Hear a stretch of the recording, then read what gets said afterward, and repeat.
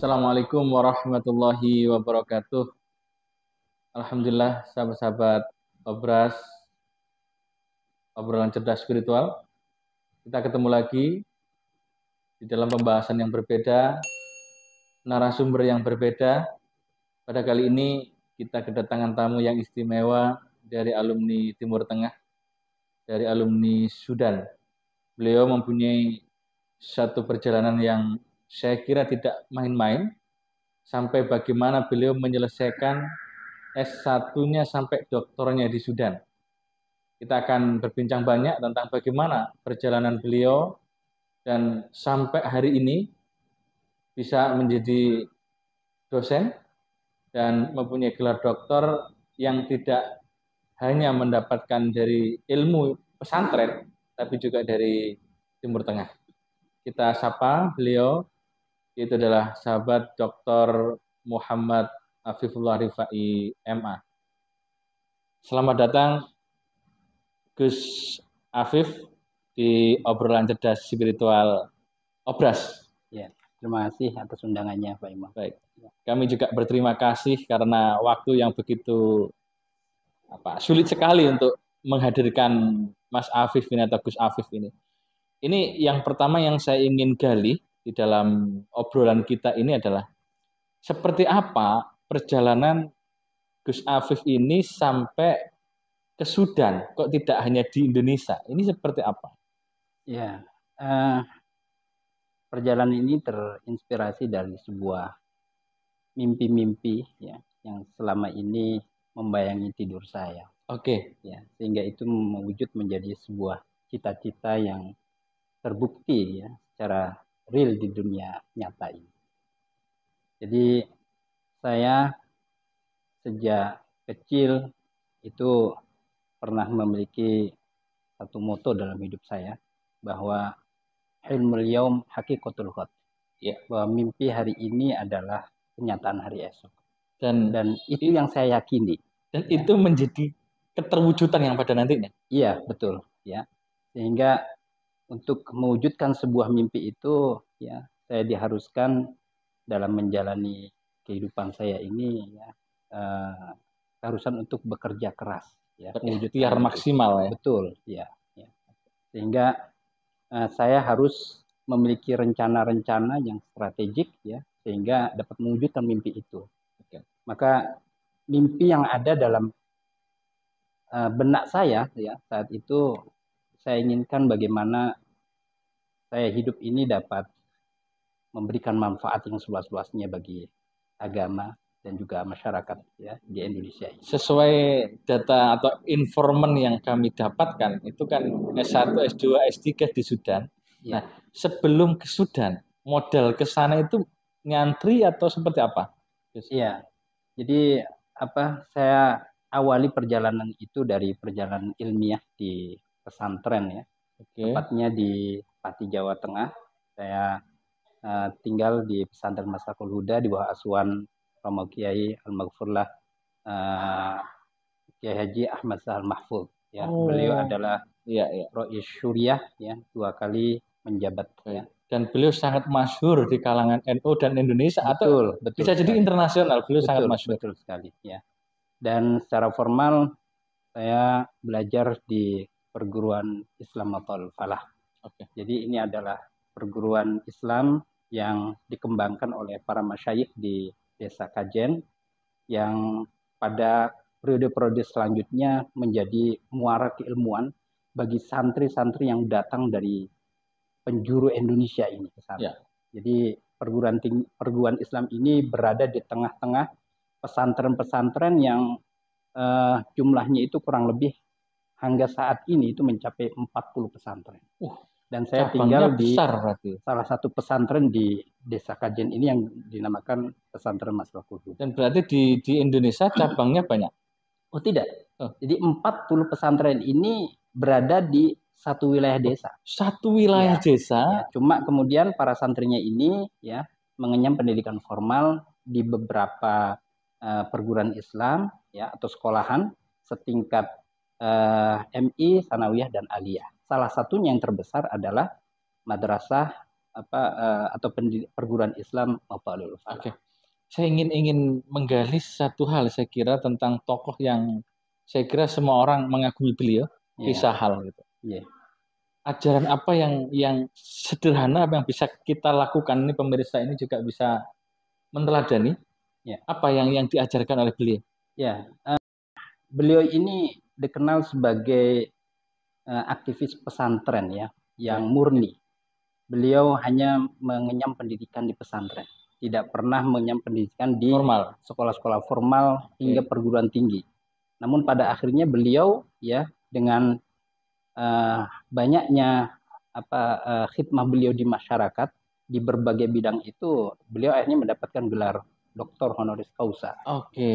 Nah, ini menunjukkan bahwa beliau itu tidak saja seorang ilmuwan yang mampu mengamalkan keilmuan itu pada dirinya sendiri, tapi juga dapat mengaplikasikan dan mengimplementasikan dalam gerak hidup sosial. Dan banyak sekali buku-buku yang ditulis, salah satunya fikih sosial kalau tidak salah nuansa fikih sosial. Jadi ini mencerminkan gerak beliau di masyarakat dalam berbagai bidang, terutama menyentuh hal-hal yang bersifat sosial. Dan itu memberikan solusi untuk masyarakat. Ya, betul sekali. Setelah dari pesantren, langsung S1-nya ke Sudan. Saya begitu selesai dari Madrasah Aliyah tidak langsung melanjutkan ke perguruan tinggi di Sudan. Saya melanjutkan perjalanan ilmiah saya ke Jogja, tepatnya di pesantren Sunan Pandan Aran, di mana saya mengambil program tahfidzul Quran. Jadi alhamdulillah dalam kurun waktu sekitar 1,5 tahun dan dilanjutkan dengan pendalaman atau murojaah secara intensif kurang lebih sekitar 2 tahun saya berada di sana. Kemudian saya melanjutkan pendidikan di LIPIA kalau dulu. Jadi ini sebagai lembaga ilmu pengetahuan Islam dan Arab, cabang dari King Saud University di Saudi Arabia. Jakarta? Iya, di Jakarta. Saya mengikuti pendidikan intensif bahasa Arab, program 2 tahun, tapi saya hanya selesaikan 1 tahun. Selesaikan 1 tahun? Artinya karena dipercepat ini penyelesaiannya? Bukan dipercepat, karena di tengah perjalanan belajar itu saya sudah mendapatkan peluang untuk melanjutkan pendidikan saya di Sudan. Yang harusnya itu ditempuh 2 tahun. Yang harusnya 2 tahun. 2 tahun, 1 tahun selesai. Betul. Setelah itu sudah diberikan izin untuk mengambil kuliah di Sudan. Ya, kebetulan saya mendapatkan kuota beasiswa di salah satu perguruan tinggi di sana. Nah, dari awal yang tadi sudah disampaikan oleh Gus Afif adalah mimpi, ya kan? Nah, bagaimana memaknai mimpi untuk nanti mimpi ini bisa terwujud? Ya, jadi mimpi itu identik dengan cita-cita. Kenapa saya memilih harus keluar negeri? Dulu dorongannya 2. Yang pertama, dari segi keilmuan, saya menganggap bahwa ilmu-ilmu keislaman selama ini masih mengkiblat ke Timur Tengah. Karena memang Al-Quran dan juga Al-Hadis turun di Timur Tengah menggunakan bahasa Arab. Jadi ini sejalan dengan pengetahuan atau pendidikan keagamaan yang saya ambil dari pesantren, sehingga saya terfokus untuk melanjutkan ke sana. Yang kedua, ada motivasi saya untuk berkunjung ke Baitullah di Makkah Al-Mukarramah, sekaligus berkunjung ke makam Rasulullah SAW di Madinah. Semua orang Muslim pasti berkeinginan itu. Iya, betul. Jadi 2 motivasi itulah. Satu motivasi keilmuan dan yang kedua motivasi ibadah. Yang itu ingin saya rengkuh gitu kan. Saya wujudkan dalam hidup saya ini. Baik. Ini tadi kan mimpi dan melakukan ikhtiar terbaik. Nah, pasti di dalam proses thalabul ilmi itu tidak meninggalkan riyadhah. Ini saya kira untuk mensukseskan mimpi itu kan tidak meninggalkan riyadhah itu sendiri. Nah, riyadhah apa yang istiqomah dilakukan oleh Gus Afif? saya kira biasa-biasa saja buat saya. Yang terpenting hal-hal yang bersifat faraid, fardu, ya itu harus kita terus lakukan, ya konsisten melakukannya, karena memang ini adalah bentuk riyadhah yang paling minim bagi seorang muslim, ya. Dan kalau memang kita memiliki kemampuan yang berlebih, kesempatan yang luas, maka bisa kita menggunakan riyadhah yang sifatnya sunnah. Bisa itu dalam bentuk pelaksanaan ibadah sholat, ya, berzikir, dan terutama, ya, menurut saya itu riyadhah dengan memperbanyak membaca, menghafal, memahami serta melaksanakan apa-apa yang menjadi kandungan dalam Al-Qur'an Al-Karim, ya. Nah, karena itulah maka saya ingin juga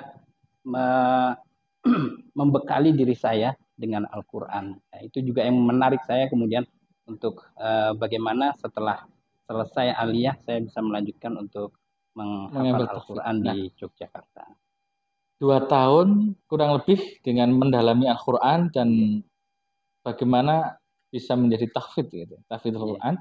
Nah, seperti apa? Karena ini banyak sekali di hari ini orang-orang yang ingin menjadi tahfidzul Quran, tapi terkadang bisa enggak ya itu gitu. Ya. Ini 2 tahun saya kira sangat singkat itu. Nah, ini seperti apa trik-triknya gitu? Ya, sebetulnya tidak ada kata tidak bisa bagi siapapun yang memiliki tekad dan keinginan yang kuat. Jadi semua dilandaskan sebetulnya bukan pada kemampuan yang paling utama, tapi pada kemauan. Jadi kalau kemauannya kuat, meski kemampuannya minim katakan, maka dengan kemauan yang kuat ini, ya dia akan mampu memecahkan kesulitan apapun yang akan dihadapi. Tidak jadi, ada intinya kata pada niat. Tidak bisa ya? Tidak ada kata tidak bisa. Asal ada kemauan. Orang dulu juga mengatakan bahwa sesulit apapun perjalanan ke Roma, di sana ada banyak jalan untuk bisa sampai ke sana. Itu artinya kesulitan itu sesuatu yang mudah dilewati ya dengan adanya keinginan yang kuat. Inna ma'al usri yusra, inna ma'al usri yusra. Dari perjalanan mulai dari nyantri, setelah itu di pondok tahfidz, setelah itu di intensif ya bahasa Arab, yaitu masuk ke Sudan. Pasti dalam perjalanan hidup ini tidak semuanya adalah sesuatu yang rasional. Ya. Pasti ada sisi irasional atau metafisik. Ya, betul. Nah, apakah pernah mengalami hal-hal yang itu dalam tanda kutip nilainya adalah metafisik? Ya, saya kira kehidupan saya ini lebih banyak sesuatu yang tidak terduganya daripada yang terduga. Ini menarik sahabat. Ya. Yang tidak terduga ini menarik nih. Seperti apa Gus Afif? Ketika saya sampai di Sudan, menginjakkan pertama kali kaki saya di bumi Sudan itu, saya diibaratkan seperti orang yang terasing, yang terdampar di sebuah pulau antah berantah. Saya tidak lagi berpikir bagaimana saya bisa pulang ke Indonesia. Saya tidak lagi berpikir bagaimana saya nanti akan makan dan mencukupi kebutuhan hidup saya. Bayangannya gimana ini gitu? Betul, ya. Tapi saya hanya memiliki keyakinan bahwa dengan niat yang tulus tadi, karena Allah akan memberikan jalan untuk kita. Jadi ada sebuah keyakinan yang kuat bahwa Allah itu akan memberikan jaminan bagi orang yang telah berilmu, saya kira. Betul, betul. Ya. Dan alhamdulillah ya, di sana untuk kebutuhan hidup ya sehari-hari ya, seperti untuk biaya SPP kita digratiskan, kita diberikan fasilitas tempat tinggal yang cukup layak, ada juga akomodasi ya, makan minum ya, itu semua sudah tersediakan. Hanya untuk uang saku kita harus ya mencari ya dengan melakukan kegiatan-kegiatan usaha kecil lah yang sifatnya itu temporary ya. Jadi tidak setiap hari gitu, mungkin waktu ada liburan ya kita gunakan kesempatan itu bekerja sehingga kita punya uang saku kita tidak kosong, kita bisa membeli kebutuhan-kebutuhan kehidupan kita. Untuk memperkuat keyakinan tadi itu bahwa Allah itu akan mencukupi segalanya, apakah dengan kekuatan melakukan istiqomah Al-Quran atau ada wirid tertentu kira-kira? Ya, buat saya jimat yang paling besar itu Al-Quran. Al-Quran ya. Jadi dengan berkhidmat terhadap Al-Quran, ya, membacanya, menghafalnya, memahaminya, dan kemudian mengamalkannya lebih-lebih, insya Allah kehidupan itu akan terayomi dengan keberkahan Al-Quran. Oke. Hari ini kan kita tahu bahwa kehidupan dunia ini kan ini hanya sementara. Dan semua orang saya kira memahami itu. Ya. Bahwa ruh ini akan kembali kepada Allah di yaumil akhir nanti. Gitu. Nah, memahami tentang metafisik ini atau ruh ini, bahwa ini juga akan kembali dan raga ini akan hancur. Gitu. Nah, seperti apa sebenarnya dalam kehidupan modern ini menyeimbangkan antara kebutuhan duniawiyah dengan kebutuhan akhirat itu? Ya, agama kita dikenal sebagai agama yang berimbang, ya. Jadi mutawazin, baina dunya wal akhirah, baina sama wal ard, ya, baina ilmi wal amal, ya, seperti itu, ya. Jadi keseimbangan itulah, ya, kata kuncinya. Hanya saja kadang manusia, ya, sulit untuk meramu keseimbangan ini, ya. Maka kita harus memberikan porsi yang tepat. Jadi kita harus meyakini, ya, bahwa hakikat kehidupan ini itu tidak hanya sesuatu yang bersifat jasadiah, tapi hal-hal yang bersifat ruhiyah. Manusia memiliki dua dimensi jasadiah dan dimensi ruhiyah. Dari kedua dimensi ini kita harus yakin bahwa sesungguhnya yang paling esensial itu adalah ruhaniyah. Karena dunia ini fana. Jasad ini akan hancur ketika kita sudah mati, kecuali orang-orang yang terpilih, ya, nantinya. Ya.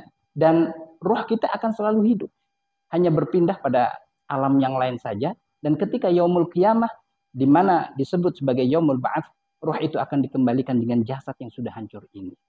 Ya, sehingga orientasi kehidupan ini tidak boleh hanya terhenti pada sifat hal-hal yang bersifat duniawiyah. Tapi semuanya harus diorientasikan kepada hal yang bersifat ukhrawiyah.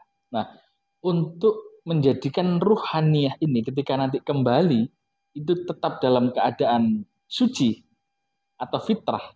Ini apa yang harus dilakukan sebagai manusia? Ya, agama ini fitrah. Agama ini sangat memanusiakan kita, ya, sebagai manusia.